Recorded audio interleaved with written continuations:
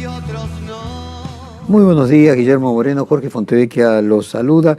Usted dijo que en una entrevista reciente que este es el mejor momento de Alberto Fernández porque había logrado correr de la escena a Cristina Kirchner. ¿Cómo se imagina que se va a resolver la interna de la candidatura presidencial? Bueno, usted se está refiriendo al Frente de Todos, naturalmente. Exactamente. Completando la frase, dije, sacó del centro del ring a Cristina y a Massa, a los dos. Por eso es el mejor momento. El Frente de Todos fue una construcción decidida por Cristina de manera solitaria, con una metodología muy extraña, sin consultar. Usted sabe que la metodología también es ideología. No es que uno, de acuerdo a su cosmovisión, es la metodología que utiliza en la toma de decisiones. Nadie le pidió a Cristina que tomara una decisión en soledad. Me río, Guillermo, usted siempre es metafísico. Bien, entonces, este es el mejor momento de Alberto Fernández porque quedó solo en el ring. Ahora, permítame un instante, ahí con finalmente la forma es fondo y la metodología es ideología. Déjeme avanzar en esto que usted saca a Massa. Una vez me contaron que Scioli había dicho lo siguiente hace pocos meses. Alberto Fernández no va a poder presentarse, Cristina Kirchner no va a poder presentarse, de Sergio Massa se va a encargar la realidad y finalmente voy a quedar yo contando una historia de cuando tuvo que competir con su primera carrera con una lancha en Inglaterra, que todos los competidores alemanes, ingleses andaban a más velocidad que su lancha y su preparador le dijo, vos andá tranquilo a 160, que el que va a 220 va a volcar y vos vas a ganar, cosa que sucedió. En este sacar afuera tanto a Cristina Kirchner como a Sergio Massa, ¿usted le ve posibilidades concretas de que sea el propio presidente o un delegado del presidente como podría ser Daniel Scioli? No, yo lo veo al presidente sin ninguna duda. Por eso le digo que está en su mejor momento. Mire, el presidente, yo ya dije todo lo que tenía que decir de él cuando Cristina lo eligió y en los primeros años de gobierno. Y reafirmó que no está apto para este cargo, por lo tanto es inepto. Ahora, es el presidente del Partido Justicialista y por lo tanto tiene la herramienta electoral y tiene uno de los apoderados que es Olmos. Y uno dice, bueno, y eso es muy importante, porque él tiene que rearmar el Frente de Todos. El Frente de Todos terminó el día de la elección, porque es una alianza transitoria de partido que a las 6 de la tarde, cuando se cierra el comicio de ese domingo, esa alianza fenece. Por lo tanto, lo tiene que volver a hacer. Y la va a hacer el presidente del partido y su apoderado. Hay otro apoderado en el Partido Justicialista, sí, es Guado de Pedro, pero no tiene, con la firma del presidente y del apoderado, la cosa jurídicamente está resuelta. Cuando vos vas a la justicia, los papeles tienen que estar firmados, y esa firma es del apoderado con el aval del presidente. Uno Alberto Fernández, el otro Olmos. O sea que ahí la herramienta electoral la tiene, y los que no tienen la firma son de palo, entre ellos Massa y Cristina. Segundo, tiene la billetera muy grande. Puede ser que los cheques sean de poco valor, puede ser. Pero nadie puede hacer hoy un cheque más grande que el presidente. Nadie. No hay empresario, no hay dirigente político. La chequera más grande, y usted me entiende lo que le digo, sigue siendo la del presidente, por más que el valor de los cheques sean chicos. Y tercero, es el único que tiene discurso. Por eso lo de Scioli está equivocado. Porque el único que puede decir vótenme porque hice las cosas bien, es Alberto Fernández. Es el único muchacho que por ser posmoderno, que es la conceptualización filosófica de esta socialdemocracia, entre otros, él se mira al espejo y se autopercibe exitoso. Bueno, la realidad para Alberto Fernández, y ustedes los periodistas esto lo saben muy bien, no es un criterio de verdad.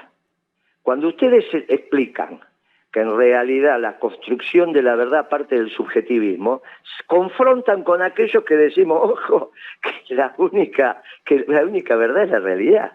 Entonces, él va a la Asamblea Legislativa el 1 de marzo y redacta un documento que después lo lee, porque es puño y letra de él, con obviamente la información que le mandaron los ministros, pero si uno ve la construcción de las oraciones, es él escribiendo, explica un país que no existe, pero no tiene importancia, porque la realidad no es criterio de verdad, esto no es un tema menor. Entonces, ¿qué dice él? Yo fui exitoso, la parte que no fui exitosa es porque tuve la pandemia, tuve el dolor de espalda, me peleé con mi mujer, tuve un hijo, bla, bla, bla, bla, bla. Vótenme que voy a seguir haciendo las cosas bien. Es el único que lo puedo decir. Para Scioli ser candidato y que lo voten, tiene que esconder, que es la frase que usted bien dijo, Alberto Fernández. Mire, es igual que Angelos Alfonsín. Alfonsín no religió porque en ese momento eran 6 años y te ibas a casa. ¿Qué tuvo que hacer Angelos para tratar de ganar la elección? Despegarse de Alfonsín. ¿Cómo se despega de Alfonsín? Le voltea a su ministro de Economía. ¿Cómo se van a despegar los que quieren ser candidatos del Frente de Todos de este desastre de Alberto Fernández? Entonces, no tienen discurso. ¿Qué van a decir? Bueno, miremos para adelante, para atrás no importa, fue un accidente de la vida, este muchacho. No tiene manera de sostener el debate. Alberto sí, porque va a decir, no, yo hice todo bien. Bueno, no, pero mirá, tuviste este problema. No, pero esos son problemas menores. No, pero aumentaste la pobreza, la indigencia, bueno, bla, bla, bla. Él demostró que tiene discurso. Eso le implica 5 o 6% de votos. Ahora, el problema lo tienen los demás. Cristina tiene que tomar la decisión de qué va a hacer políticamente.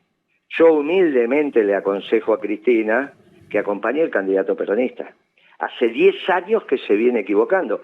Esta década perdida tiene una responsable casi excluyente, que es Cristina, que comienza con la decisión que autorizó que tomara Kicillof de devaluar en el 2014 innecesariamente.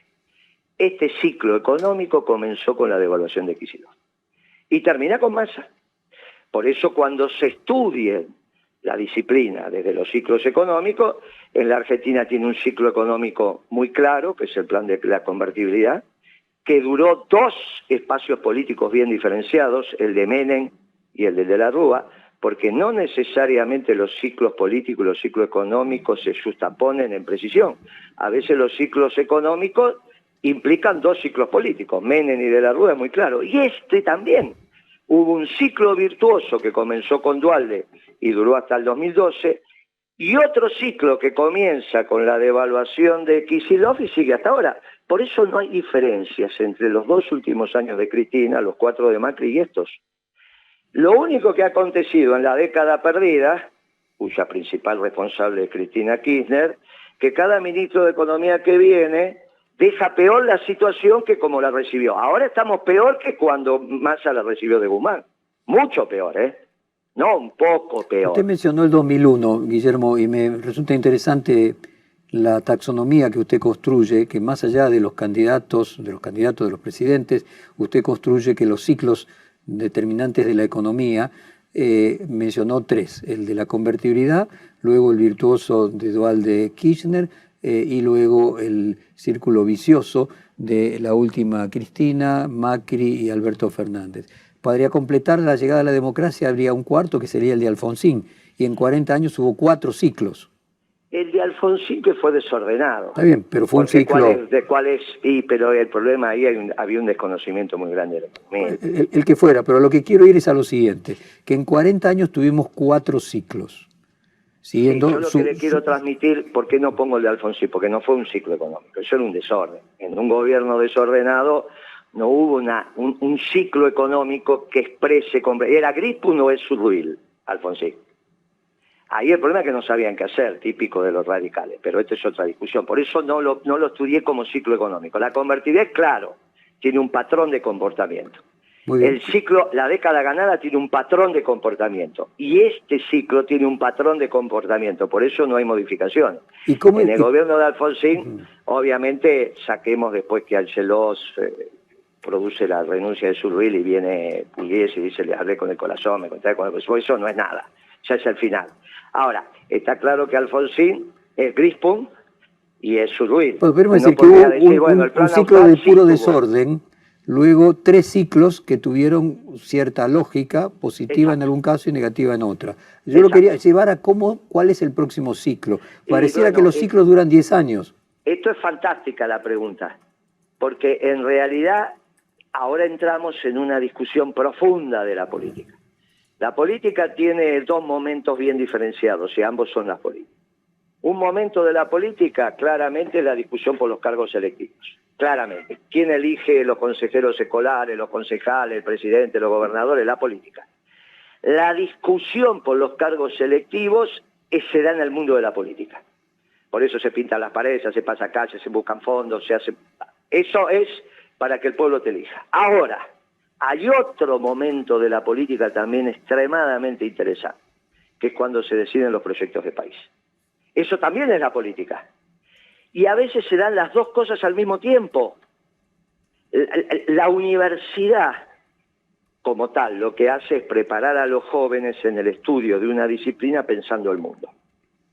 Unos son más sociales, otros son ciencias duras, otros son ciencias médicas, pero hay un mundo donde ellos lo empiezan a pensar. Ese es el área de las universidades. Pensar. Ahora, cuando eso llega a la política, es extraordinario, y estamos en este momento. Por ejemplo, si el mundo sigue en la globalización, la Argentina tiene que tener un diseño. Si al revés, como sostengo yo desde hace mucho tiempo, se terminó la globalización, y ahora vuelven los nacionalismos y los espacios regionales de producción y circulación de la mercadería, podemos en este momento en la Argentina pensar otra Caseros. En la primera Caseros ganaron los globalizadores, y entonces los brasileños terminaron desfilando en Plaza de Mayo. En la segunda Caseros, ¿ganaremos los nacionalistas? Bueno, el mundo, si tiende al nacionalismo, es la primera vez que no es antiperonista. Si ahora tenemos un mundo que no es antiperonista, ahora llegó el momento del peronismo. Si llegó el momento del peronismo, empieza un ciclo de producción y trabajo. ¿Cómo se expresa esto en la política? Que tenemos dos dirigentes centrales, que son Macri y Cristina, con cabeza globalizadora. Los dos. ¿Cómo se nota esto? Y bueno, porque querían que ganara la señora Clinton, no que ganara Trump. Está claro sus preferencias en términos conceptuales, ideológicos. Las segundas líneas de eso, Alberto Fernández, Massa, Rodríguez Larreta, Patricia Bullrich, la señora Vidal, también cabeza globalizadora. Pero de repente, en la infraestructura de la Argentina, ahí donde se mueve el pueblo empieza a construir, los discursos son otros. Ganamos un mundial y ese mundial es todo celeste y blanco. Brota el orgullo de pertenecer a un destino común. Y uno dice, bueno, entonces, ¿cuál es la expresión política de eso? No pueden ser parte de los radicales, pueden ser la línea nacional, Cotino Sigli y demás, pero especialmente el peronismo. Y entonces, ¿tendrá el peronismo la posibilidad de objetivar este destino que se está dando en el mundo? Y yo digo, y tenemos que intentarlo. A veces se da con precisión, como con Perón. Surge Perón y surge una Argentina distinta. ¿Podrá pasar esto ahora? Y quizás sí. Y yo lo pongo, para seguir como usted me caracteriza, en el misterio de los milagros. Porque los milagros necesitan inexorablemente de la participación del pueblo. No es cierto que el milagro es solo de Dios, es del Dios a través de un instrumento que es el pueblo. Y entonces uno convoca ese milagro, pues dice, mire, por primera vez el mundo no es antiperonista. Uno lo ve, escucha, mira, y dice, che, pero estos tipos están diciendo y haciendo mucho de lo que siempre hizo el peronismo. Ahora resulta que la Argentina se puede industrializar y pensar que su mercado de referencia es la vieja gesta sanmartiniana, con el eje Buenos Aires, Lima, Bogotá, Caracas. En todo caso, discutiremos el mercado de las manufacturas con Brasil, que es el otro país en la región que tiene objetivamente un destino industrial, pero que no tiene por qué ser único, como se lo planteaban los brasileros. ¿Estamos en condiciones de convocar a los trabajadores, a los empresarios para reindustrializar la Argentina en este mundo? Y yo digo, sí. Ah, muy bien, pero estamos muy lejos de lo que parecería ser que es la política. Ahora, Guillermo, puede ser hoy, pero vamos a ver qué pasa mañana. Sí. Es correcto su visión de que Perón no hubiera sido Perón solo con su voluntad, si no hubiese habido condiciones de posibilidad en un pueblo que lo hizo emerger. Pero hace falta quien encarne las ideas y las conduzca. Además de usted, ¿quién en el peronismo tiene esta visión suya? Y mire, nosotros hicimos el lanzamiento en un sindicato nacional, que es el Sindicato de la Industria de Obreros del Vidrio. Y uno dice, Y ahí había otros dirigentes sindicales, porque una cosa es la expresión pública y otro lo que va pasando por abajo. Cuando Perón, antes del 17 de octubre, la última carta que hace dirigida a Eva, le dice: Negrita, ya voy a salir de acá, le estaba preso, en ese momento lo habían mandado. Sí, preparar la valija, me acuerdo, preparar las valijas. Y preparar las valijas que nos vamos a recorrer el país, se terminó mi vida pública. Y a las pocas horas se estaba transformando en el líder. Por eso los pueblos construyen estas historias extraordinarias. Ahora, ¿puede no darse? No, puede no darse, claro. Objetivamente, estamos en el mejor momento del peronismo. Porque en el 45-46 era obvio que estaban los dos ganadores cristalizados de la Segunda Guerra Mundial y Perón plantea la tercera posición. Que, como bien decimos los peronistas, no es un intermedio, ¿eh? Por eso les cuesta tanto a los que no son peronistas interpretarnos. Nosotros no somos un intermedio entre el capital y el trabajo. Nosotros somos la superación conceptual como doctrina para administrar la cosa pública atendiendo al bien común. Nosotros somos superiores a los liberales y somos superiores a los marxistas, como somos superiores a la escuela austríaca con sus dos herramientas, el neoliberalismo y la socialdemocracia. Nuestra cosmovisión es superior, porque es la doctrina más nueva. Ahora, se puede dar eso en un mundo que te es hostil, o se puede dar eso en un mundo que te empiece a favorecer. Bueno, por primera vez el mundo no es antiperonista. Por primera vez las categorías occidentales para entender la vida entraron en crisis en todas sus facetas. Está en crisis el liberalismo, está en crisis el marxismo, está en crisis la socialdemocracia, está en crisis el neoliberalismo. Y empiezan a consultar, che, ¿qué es esto del peronismo? ¿Por qué te hace el reportaje de Colombia, de México, de Europa, de Estados Unidos? ¿Por qué hace el reportaje? Porque empiezan a mirar al peronismo. Claro, cuando pasa esto, uno lo vio en la música, ¿no? Va a determinado país y se bailan tango mejor que nosotros. ¿Y por qué? Bueno, esto tiene que ver con los procesos de aculturación que se producen. No importa. El peronismo tuvo una situación muy particular, surgió en un momento de la humanidad, pero siempre tuvo el mundo de frente. Y ahora, al menos no digo que tenemos viento de espalda, pero tenemos una pequeña brisa. Y se ven los discursos. Uno lee el discurso de Biden hace 40 días sobre el Estado de la Unión. No tiene nada que ver con lo que decía Obama. Al contrario, tiene muchísimo que ver con lo que decía Trump. Porque la clase dirigente norteamericana decidió cambiar el mundo con Trump. Y la locomotora alemana se terminó, y ahora se va a terminar la locomotora china. Se va a terminar. Y se construye un nuevo occidente, que no va a ser bajo las categorías europeas. Quizás son sobre otras categorías más trascendentes, donde las religiones monoteístas tienen mucho que ver. Y casualmente el peronismo decimos que es un movimiento humanista y cristiano de hombres prácticos. Mire, por eso es tan apasionante lo que empieza a pasar, pero hay que abrir la cabeza. En esto, ¿qué tiene que hacer Cristina? No seguir equivocándose, porque es la gran responsable de la década perdida. Empezó con autorizándole a Kicillof la devaluación innecesaria, modificó el perfil. A ver, del Guillermo, modelo de... yo me quedo, podría quedarme horas escuchándolo, porque como percibe me resulta muy atractiva su manera sui generis de pensar fuera de la caja siempre.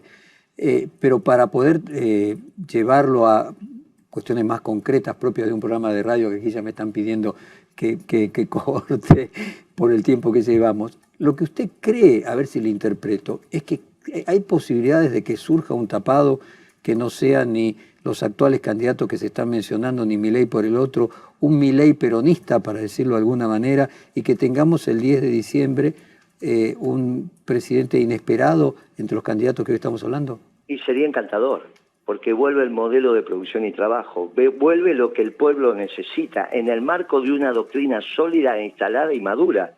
Hoy cuando nosotros decimos, tenemos un plan económico, o sea, pero peronista, ¿es usted el anti-Milei, para ponerlo en términos concretos? El Milei bueno. Lo que sí es cierto es que compartimos con Milei abajo, en los jóvenes, la misma clientela, entre comillas. Hay grupos de jóvenes que se juntan a escuchar a Moreno y al Milei al mismo tiempo. Pongamos a Moreno, pongamos a Milei.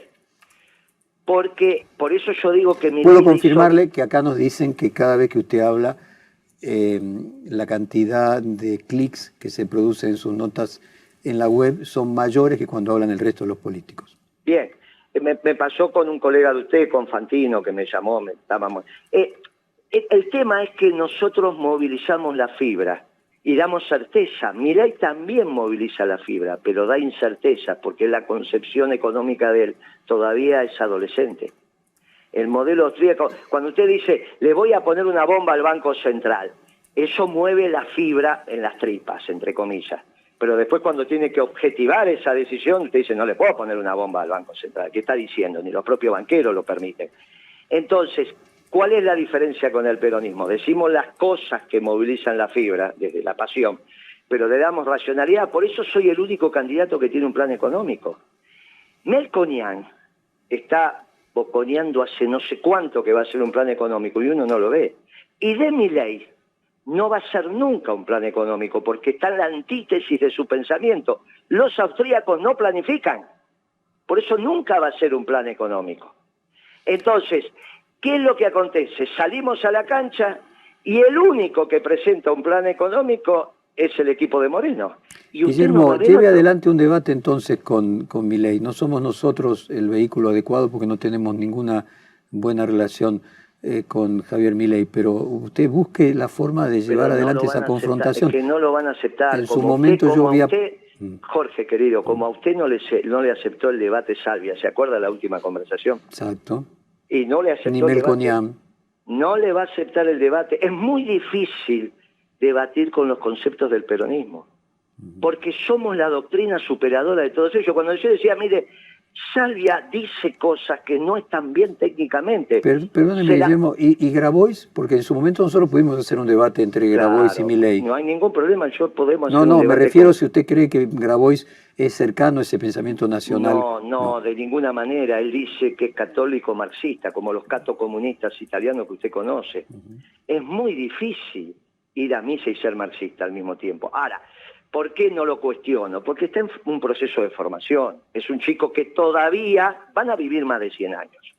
Por lo tanto, todavía no llegaron a la mitad de su vida. Todavía tienen que terminar de formarse. Es muy difícil que vos puedas interpretar la realidad del marxismo. Ahora, él está en el momento donde todavía tiene que llamar la atención de algún círculo específico los viernes a la noche. Y vos decís, sos peronista, ahora vos decís, sos marxista, ya qué interesante este pibe, ¿no?